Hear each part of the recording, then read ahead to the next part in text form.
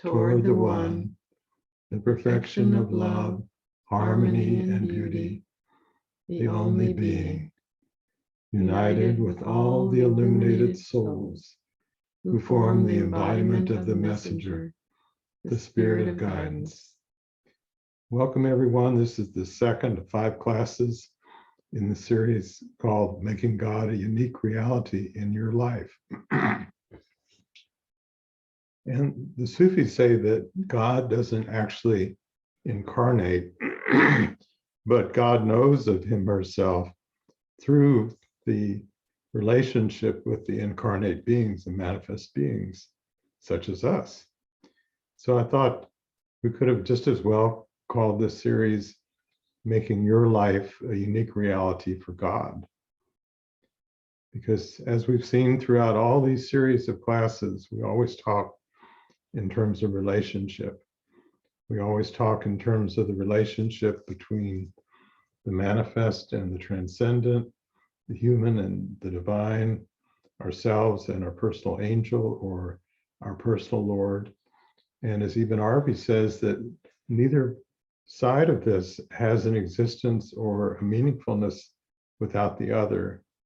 And in a paradoxical sense, he says that each side is the creator of the other side.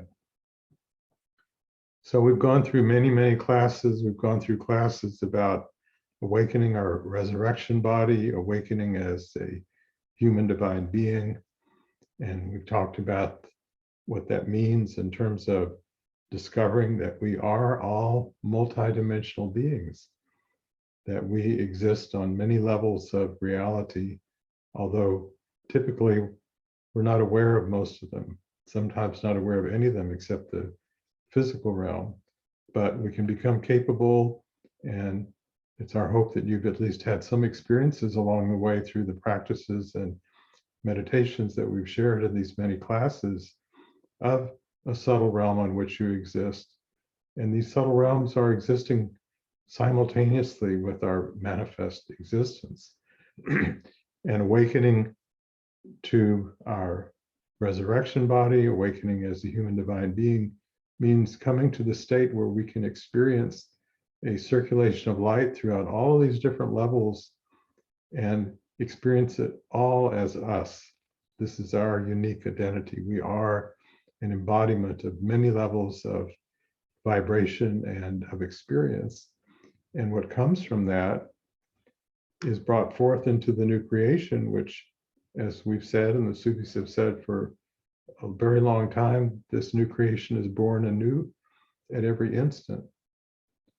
But our tendency is to project forward a linear continuation of the way that things have been, instead of being able to see the freshness that's always available to us at every instant.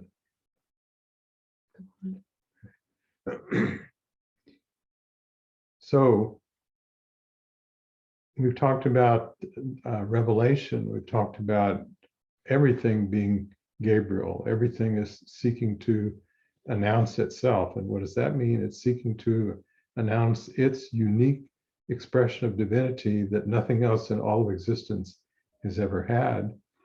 And likewise, we are seeking to announce ourselves. We're seeking to reveal that which can only come through us. And this enables us to move towards the fulfillment of the reason we were created and the reason why there's a creation in the first place. So the divine discovers through our experiences, through what we call the returning light, the light that comes from all our experiences, and the wisdom that's gained from that is brought back to the transcendent, brought back to the divine. And we've talked many times about the meeting place, or the barzakh, the interface between these two sides. And this new creation emerges out of this meeting place. And this new creation, for us to be able to participate in it, requires both sides in relationship, in harmonic relationship with each other, so that something can be birthed forth in each instant of new creation that is a product of the two sides of our being. So it can't just come from our manifest side.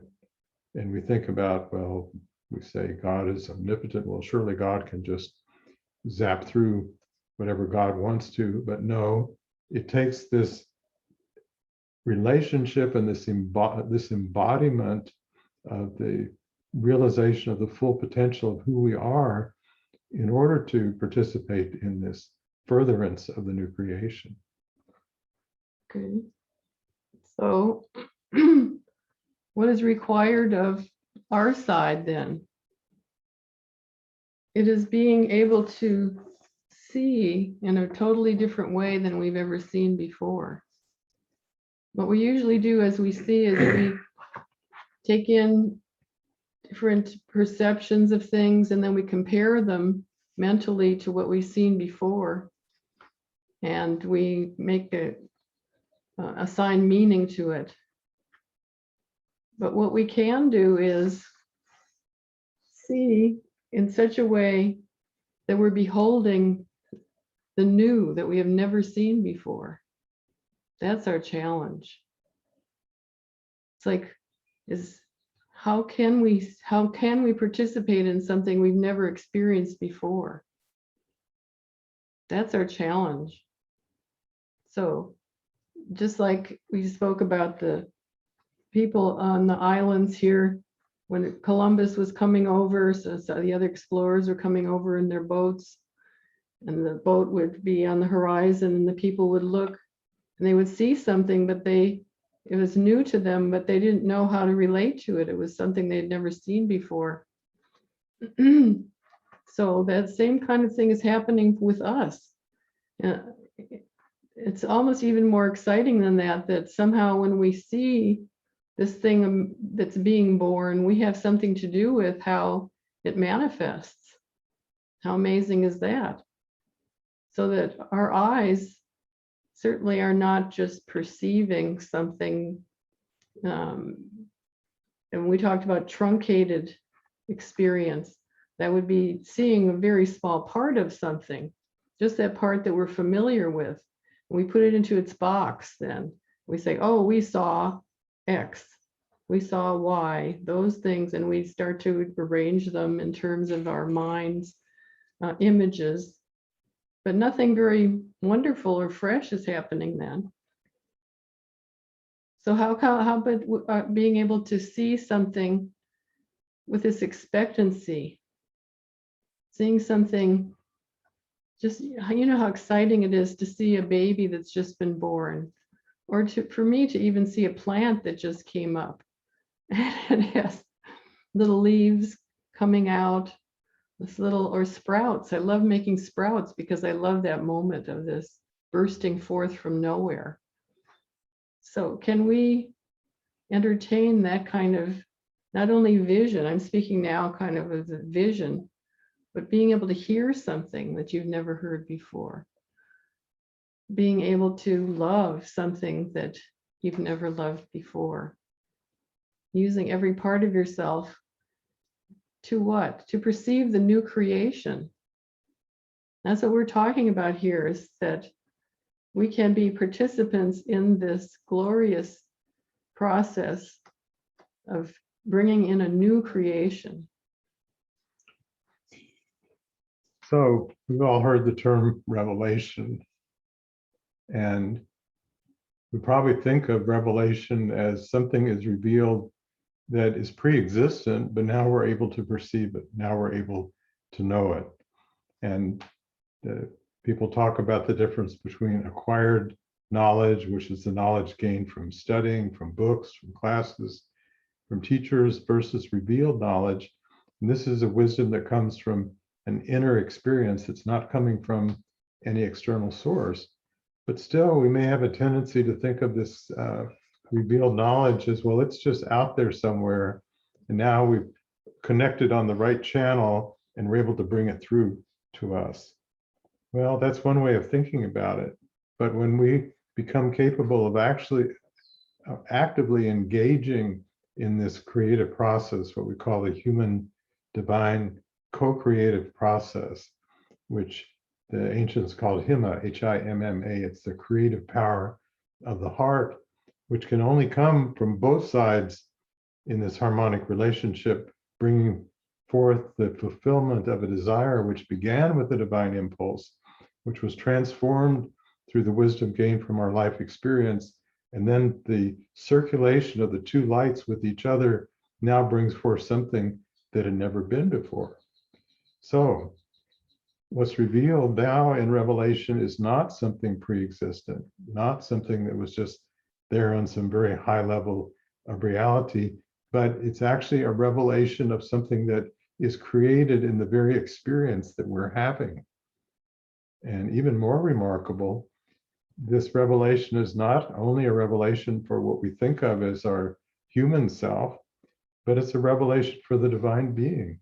The divine being is now able to know something that wasn't available to be known even to the divine being before, because it had no existence. It had not become a reality except through this unique mixture of the light, of the descending light into manifestation, the transformed light returning, and the two coming together in the Barzakh, and now something coming forth that is brought by both sides, what comes from that.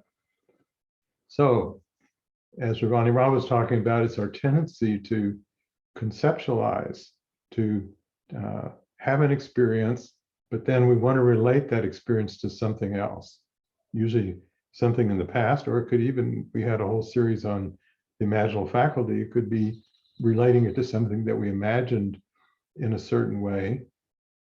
But the act of doing that is taking us out of the actual experience itself.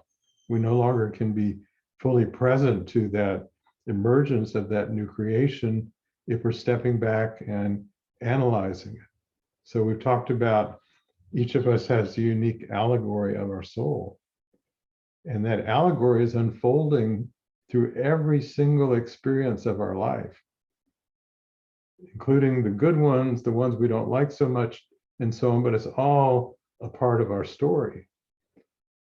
But if we, in the process of the unfoldment of that story, we're trying to go back and put it all down and codify it in a certain way, then it ceases to be a living story. It becomes a history. And we all have a history of all of our experiences, but our being itself is continuous, not just in what we think of as the present time, but the effects of all the times that we've been in, the past, the future, and even the realms beyond time. I think we'll wait till you do. Okay. So, as we've talked before, the only way that we really can know anything, we don't usually think of it this way, but the only way we really can know anything is through our relationship with it.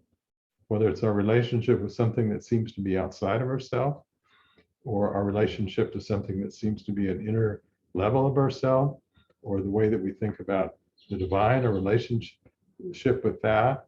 So the wisdom that emerges is because of and by means of that very relationship, and by means of the way that the light interplays with itself. So we know this from science, but we also know it from the mystics. Everything is a form of light, and light and energy are interchangeable. And the physicists now are talking about even more fundamental than that is consciousness, and some are even saying more fundamental than that is information, not the way we usually think of it as data. But what? It's, well, we could say it's, I would say it's the wisdom. It's the what's distilled through the ongoing alchemical process, the wisdom of the one being that each of us is a part of and contributes to. Mm. So each of us is a unique embodiment of light. And how do we experience? We experience through the way our light interplays with the light of everything and anything that we are in relationship with. And the Sufis are always talking about the light upon a light, and the third presence that arises when two beings are exchanging their light with each other. And how do we, as unique embodiments of light, experience all the different realms on which we exist? Well, the soul adapts a vehicle or a body to have the capacity of function in a particular realm. So the way that the soul is able to have experiences in physical manifestation is through our physical being and our body, our mind, our emotions, and so on. But the mystics say that we also have subtle bodies. We have a body in the jinn realm, which is the realm of pure genius. We have a body in the angelic realm, which is much bigger than our physical body, although we usually think of these inner things as somehow stored inside of this, but actually the mystics say they're so much vaster than this. So the soul takes on a vehicle to have its capacity for functioning, but that function is still in terms of light. Okay. So now there's so many ways that the divine knows itself, that we know ourselves, that we know the divine, regardless of which realm our consciousness is focalized in. And we could think of this as there's so many pathways of wisdom. There's so many pathways or conduits of unfoldment, of revelation, of transformation. And what are some of these pathways? Well, they can be any of the divine qualities. They can be the pathway of beauty. They can be the pathway of compassion. They can be the pathway of mastery. And it's like a particular lens, so to speak, but not a lens that narrows. It's a lens that overlays everything that we're experiencing and the way that that light, pure light would say, transpires in that experience through that particular divine quality. So we don't usually think of qualities like this. We probably don't usually think of qualities like this. Those of us that do Sufi practices, our guides have probably suggested the divine names for us to work with, and we think about repeating them. And those of you who've been with us through previous series, we've talked about wanting to experience these qualities in a very relational way. So it's not that we're adding something to ourselves or we're just unfolding something that's already there in ourselves. These are ways that you could perceive the qualities, but perhaps a deeper way of experiencing it is this is a way that light transpires in both directions between our manifest and transcendent being, between our human and divine aspects through a particular quality.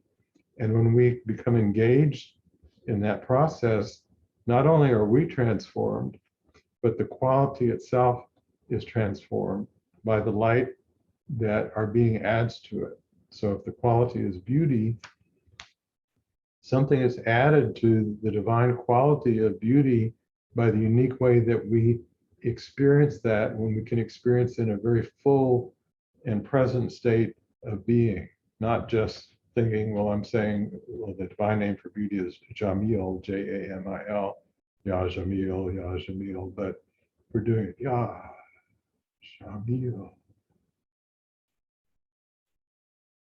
Ya Jamil,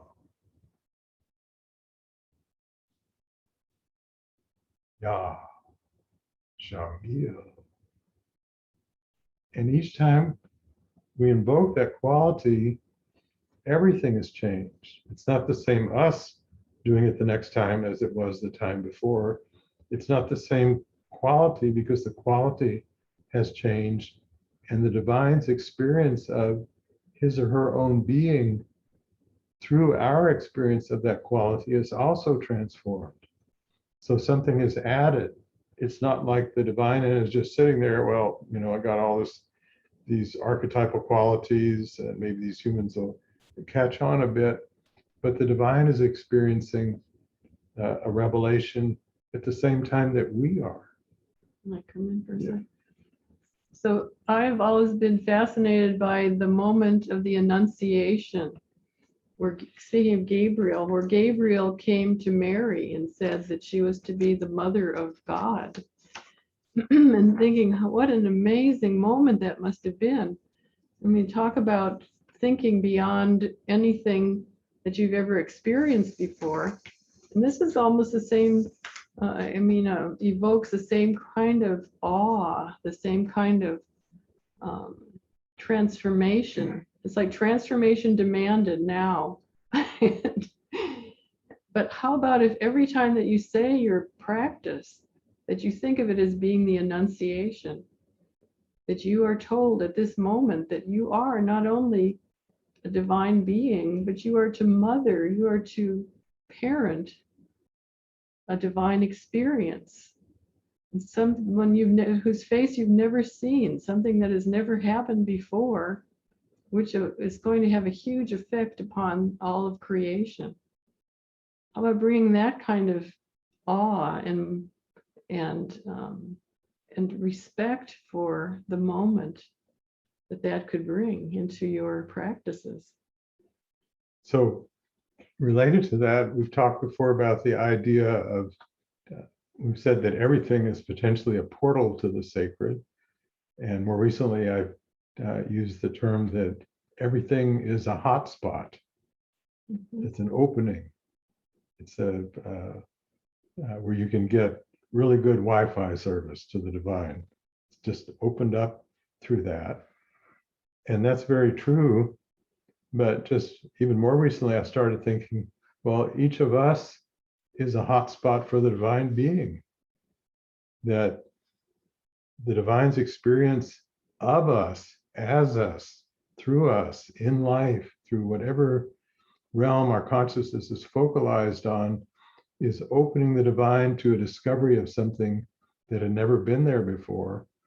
That, well, we can think about the awe and wonder on our end and imagine that on the divine end multiplied. Well, we can't fit a big enough number in there, but this is the ongoing ecstasy of creation amidst all the, whatever the experience may be. And the quality, let's say, could be compassion, and there's so much suffering in the world. So this is not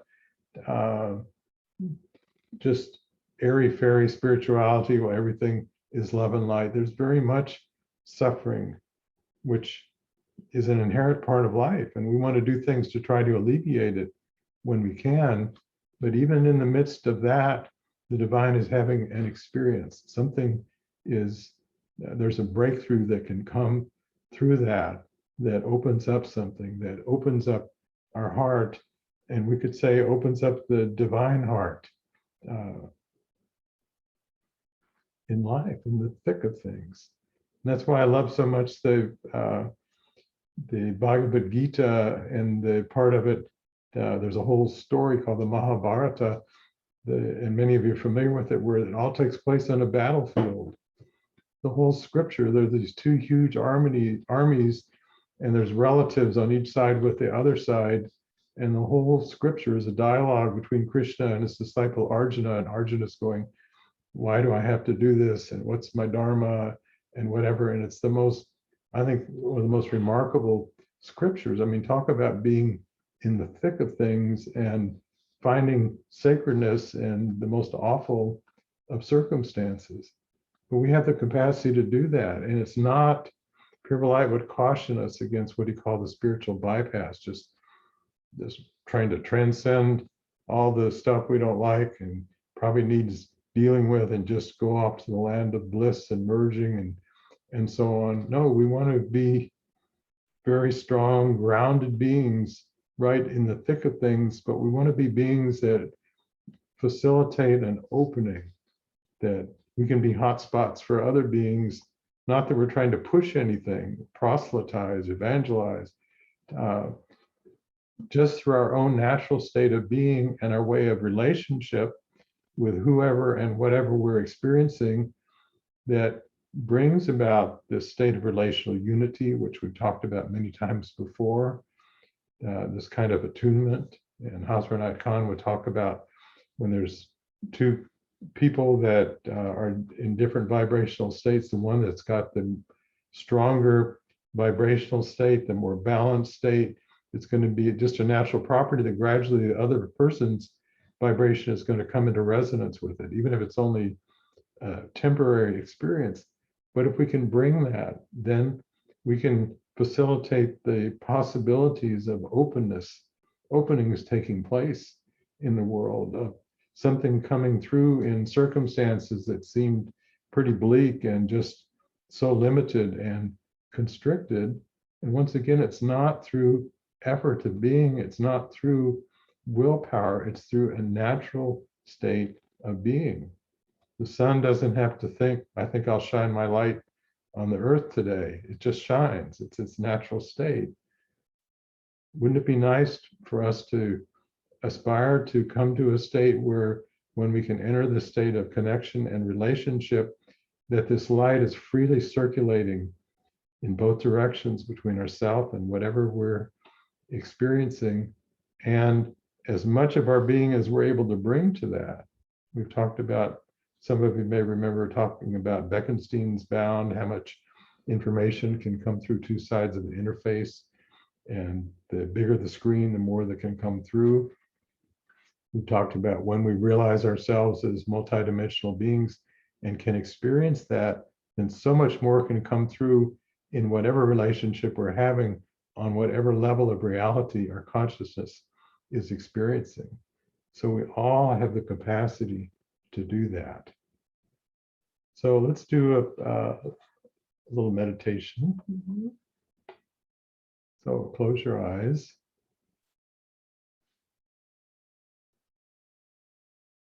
And many times in meditation, we may be trying to leap into our experience of the divine. But let's, Gabrielite would always talk about the antipodal point of view, the other way of looking at things, which the Sufis love, the two sides of every story. So in this meditation, imagine that the divine being, you can think of your personal Lord or your personal angel,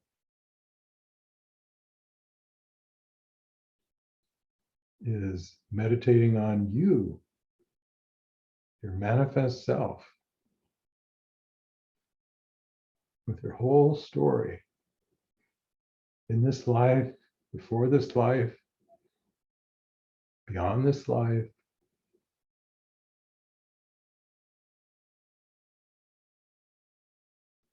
Imagine your personal Lord. I'll just say personal Lord, but you can substitute personal angel if you like. Your personal light, Lord, is just in a state of reverie and wonder and discovery, of realizing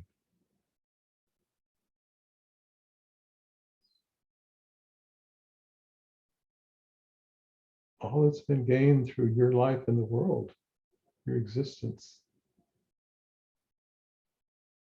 So your personal Lord is just basking in this returning light, which is interplaying with the light of your personal Lord, and now something new is coming forth.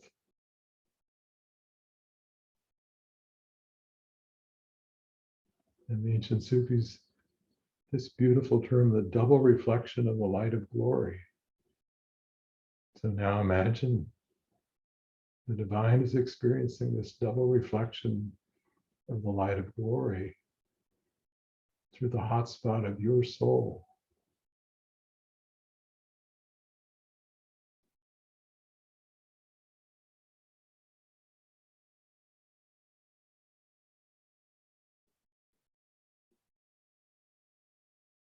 The divine is discovering him herself in you, as you.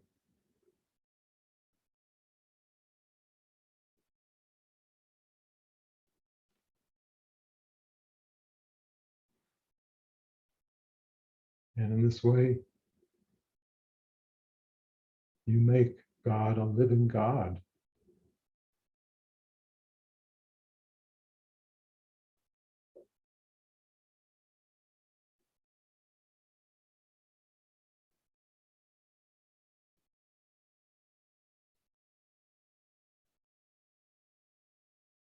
So can you feel the sacredness in which your personal Lord holds you, perceives you as a sacred embodiment?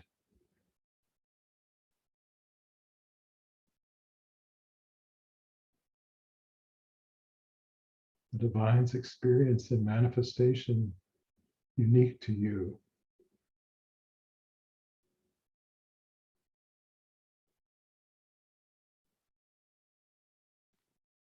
So just as sometimes we might meditate on an icon to discover an aspect of the divine, imagine the divine, your personal Lord is sitting with you. To your personal Lord, you are an icon for the divine.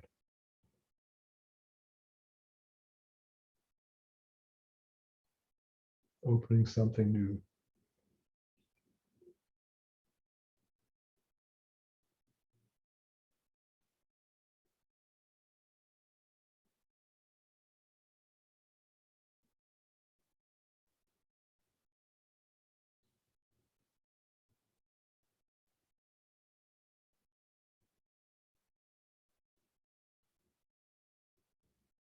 Your being is a fulfilled expression of the divine beauty, divine compassion,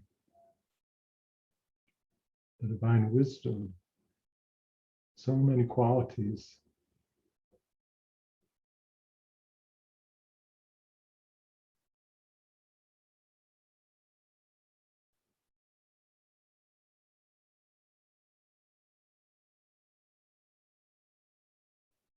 And now imagine yourself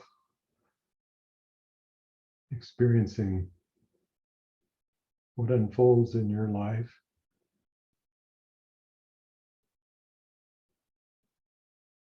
As everything being that same icon, that same hotspot, that same revelation.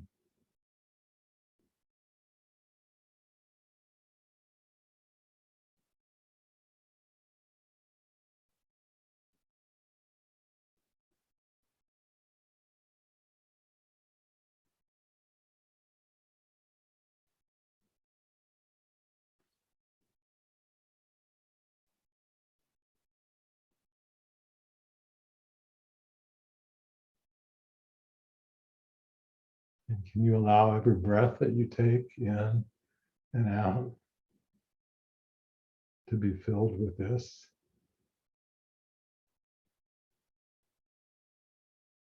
double reflection of the light of glory?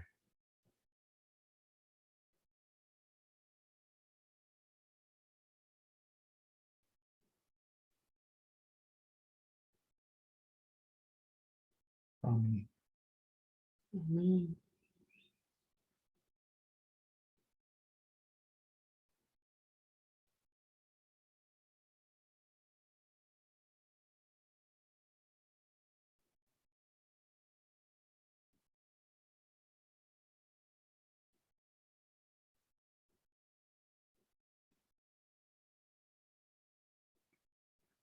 So let us open our eyes and be aware of each other. And I'd like to dwell a little bit on some of this that Hazarbash brought up.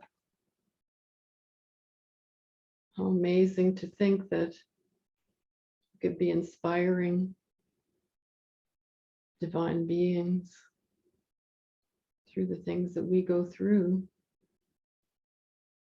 But it's wonderful that we have friends, and we have looked at our friends and seen some of these magnificent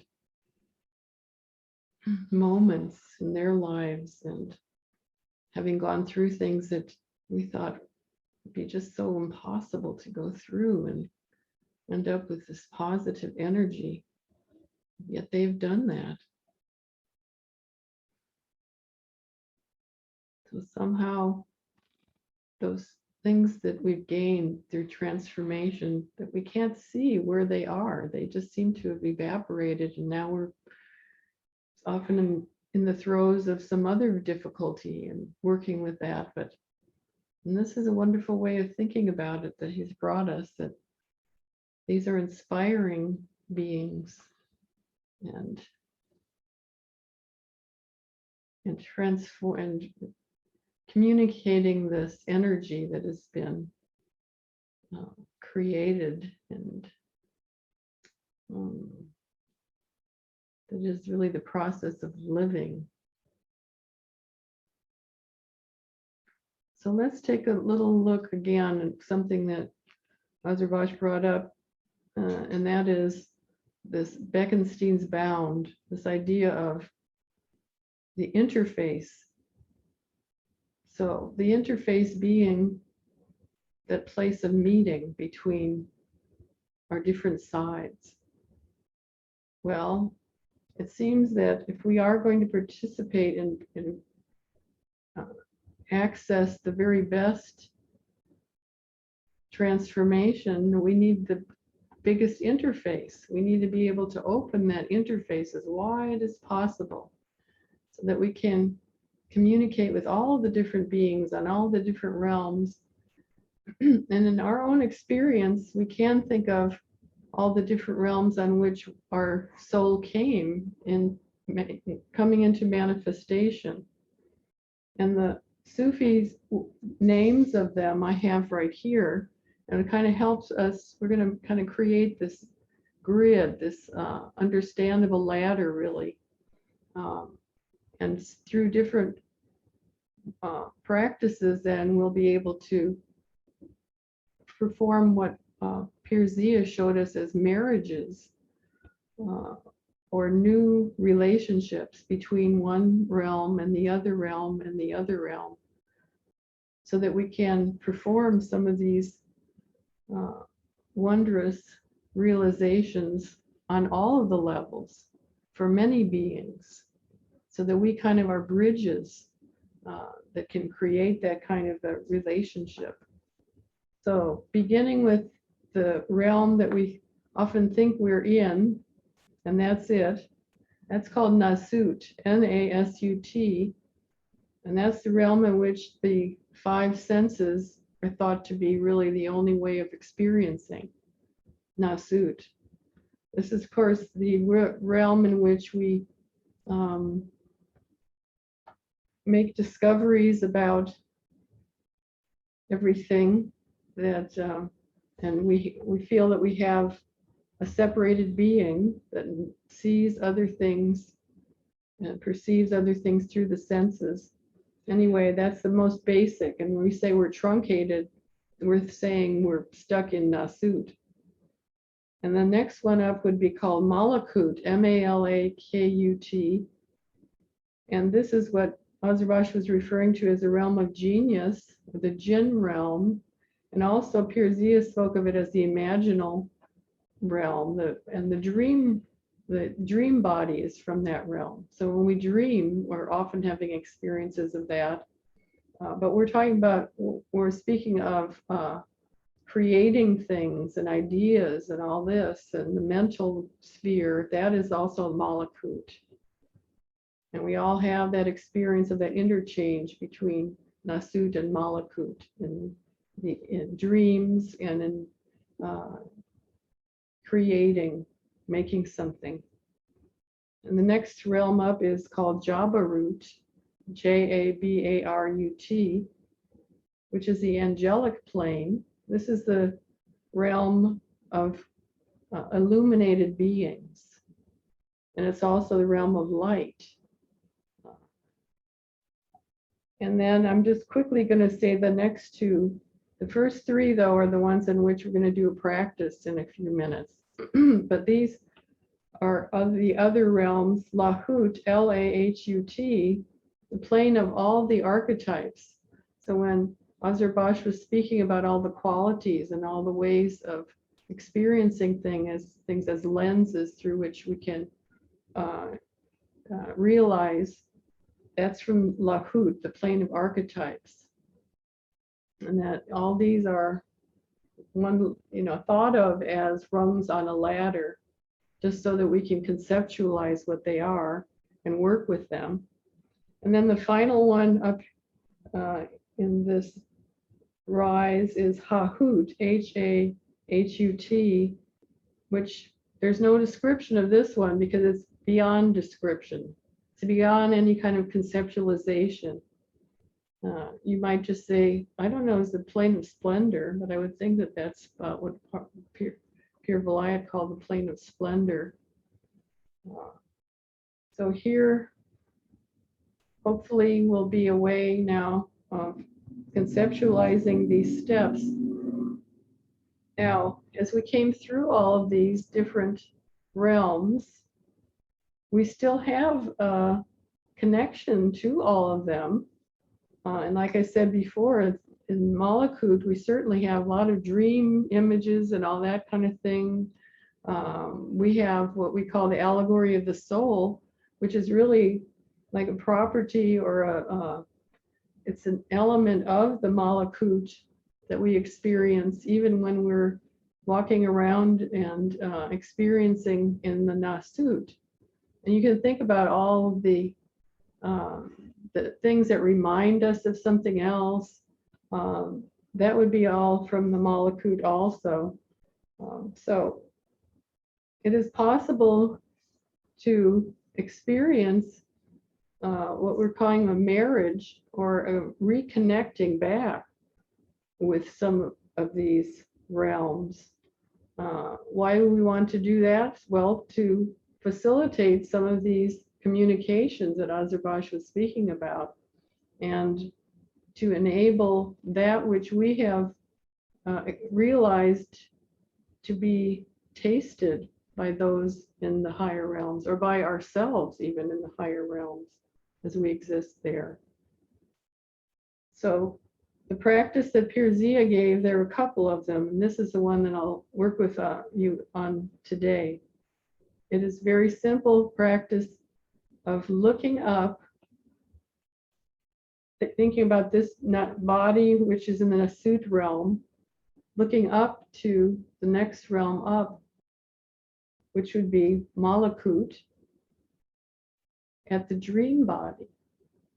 So you can even imagine a form that is your dream body, or a body that you could imagine yourself being. And then you'll imagine that being looking down at this body.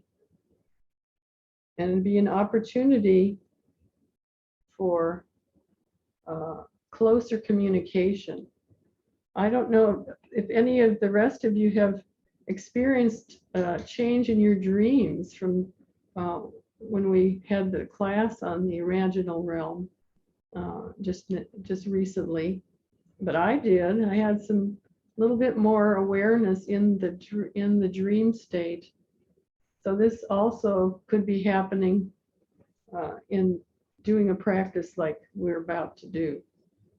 All right, there'll be 2 wazifas or divine names that we'll be using in the process. The first one is Hu, H-U, which means presence. This is perfect for this experience because we're being present to this other aspect of ourself, the dream body. So the dream body will be present to this body, and this body will be present to the dream body, and we'll be saying who to each other. And I'll show you exactly how. And then the third thing we do after we say who to one and then who to the other is we'll say hi. That's another divine name, which means life, H-A-I, hi. And it's also that we're kind of giving life to this combination of the two. We're asking for a marriage of the two. But I want to be very precise about this. It's not a welding of one with the other. We still need each one to be in its own realm. However, I know it'd be like this. If you're communicating and you are a phone operator in France, and you're going to be speaking to the phone operator in New York, you can't turn into the same being. That won't do any good. You have to be in your realm, but communicating with who is in the other realm. So that is who, H-U actually, that you're communicating with. And when you say hi, that is kind of like giving new life to this new relationship, this new union. All right, so what does it sound like? So as you're sitting with closed eyes, just look at me for a minute. I'll be doing this as you will be in a few minutes. The first is the person sitting with the body from the nasut looks up to the imaginal body and says, who? Giving your presence to that person. And then you imagine the imaginal body looking down at this body. So you're dipping your head down and saying, who? So far we've got who. As you're doing the one that has dropped her head, you're trying to imagine that you are that imaginal body up here, the dream body, looking down at this body. You got that? So who. And then you can imagine both of you saying, hi. So you're giving life to this new relationship. All right, so we're going to do this. First of all, watch me do it 3 times, and then we'll all do it 5 times. Okay, so here we go. Ooh. Hi. And so you're facing straight ahead when you say the hi. Ooh.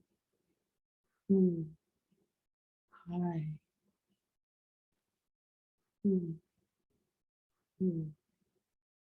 Hi. Now please join me 5 times.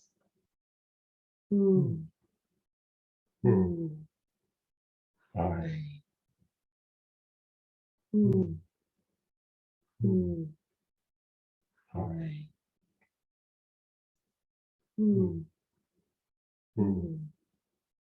Hi. Hi.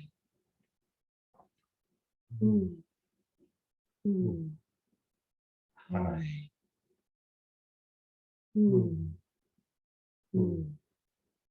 Hi. Just feel what it's like now to have this new relationship. It's actually called the double, or even Hamta, Hamta is another word for this new relationship, this new being that's enacted, enervated.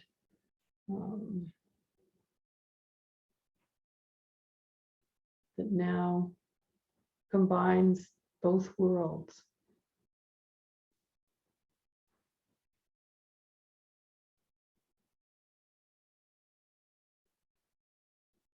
So now I'd like to introduce the second marriage. This is an idea of linking the malakut.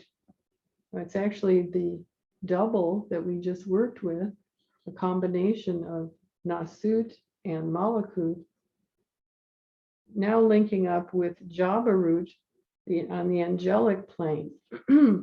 This is a very significant step.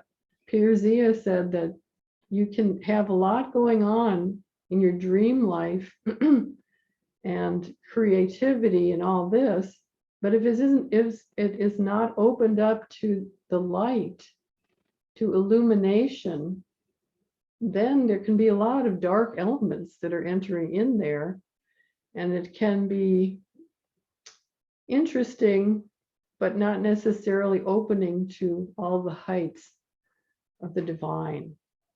So this next move here between the malakut and Jabarut is very important and significant in bringing clarity, bringing illumination, bringing these higher qualities into our experience, into our mental faculty, into our appreciation of both sides of the celestial and the earth.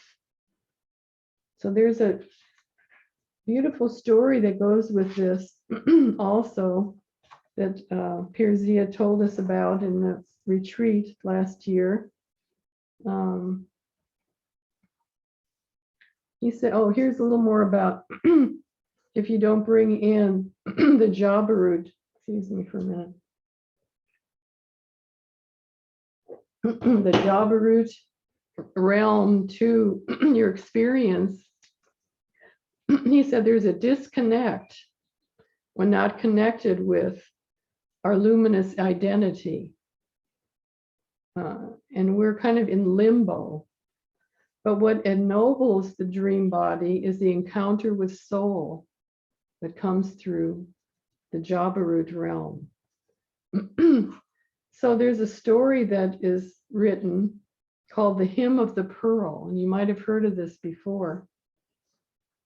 In this story, a prince is sent to Egypt to pluck the pearl under the sea, guarded by a serpent. He travels to the seashore and he sleeps and forgets what his mission is. Of course, he's in this other realm, so it's an unusual situation.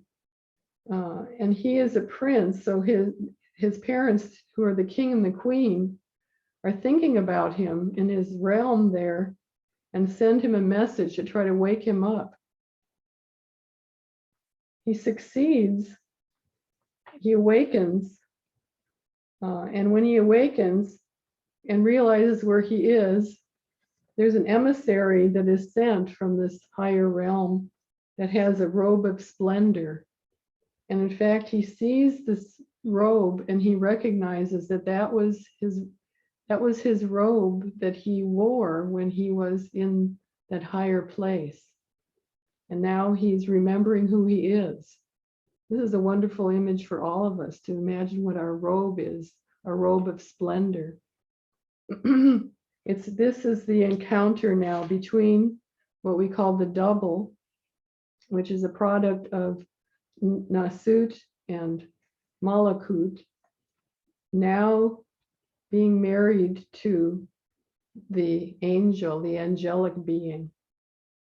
It's also called Ruh, R-U-H, which is like the angelic one, the innocent angelic one that is going to gain so much from your own participation as the double that is bringing to the Ruh experiences from the earth, from the life, and also the imaginal world.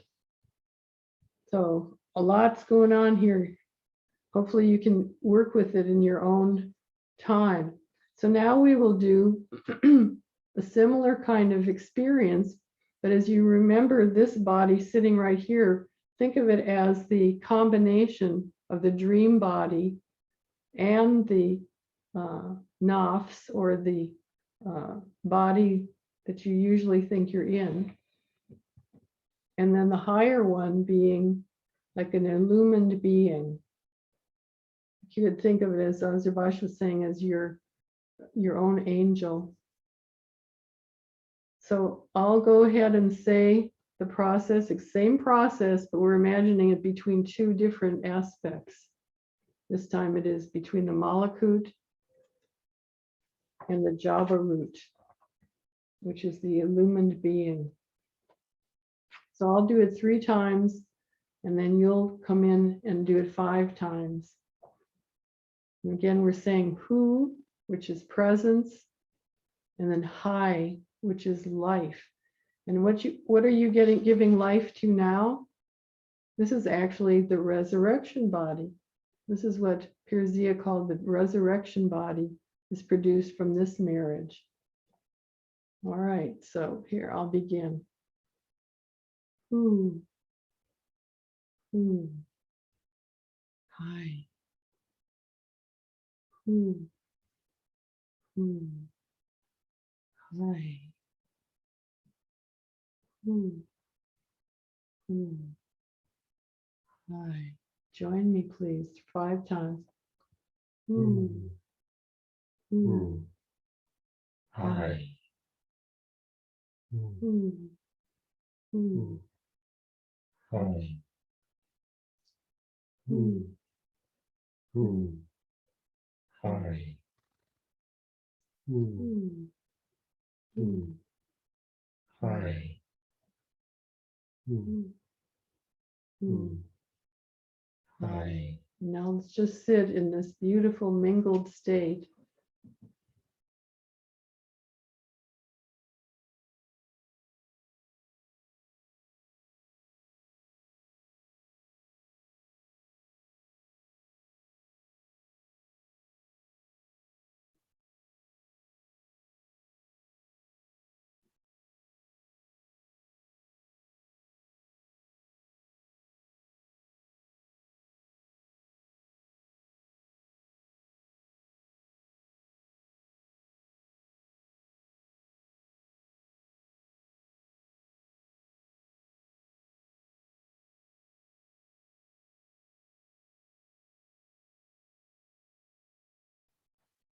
So what we're doing here, again, is not welding these together and saying, oh, it's just all one being now, but it's like we're bringing the realms a little closer, a little bit closer, just like you can get somebody's ear a little bit closer to you as you say something to them.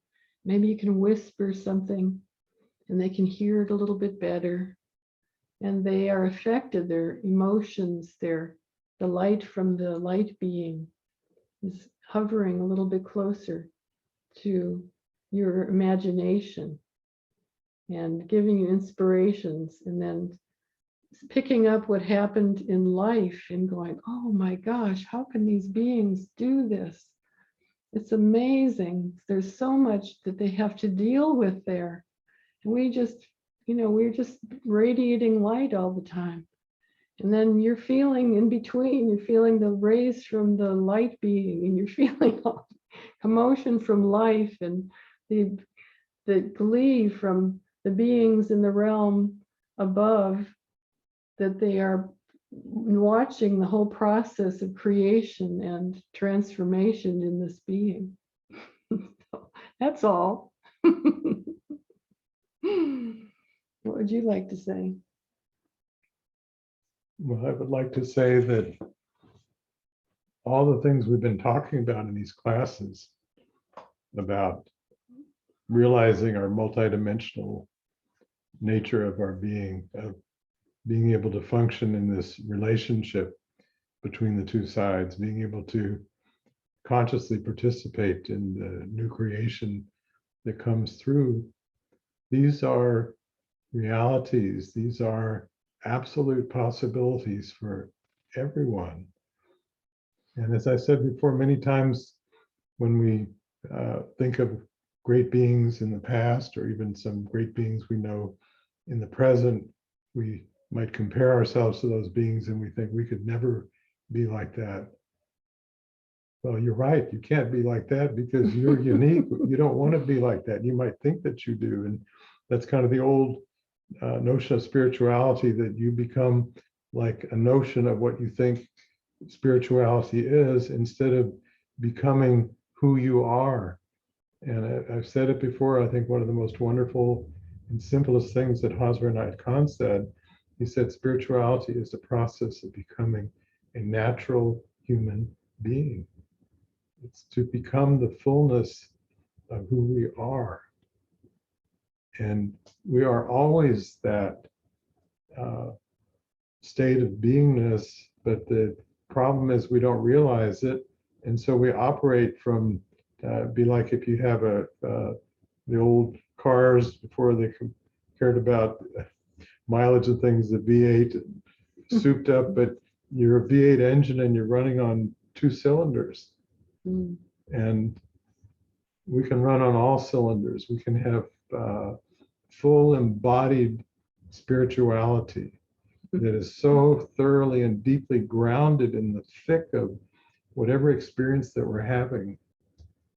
And to really realize that these things that we're talking about that may seem like theories or nice ideas or nice concepts, they're definitely realities. And so it's our hope that you won't just take this as, well, that was interesting, and I've got detailed notes about this, but you'll learn to begin to live from your own being. And again, the title for this series, Making God a Unique Reality in Your Life. And let's add the other half, making your life a unique reality for God.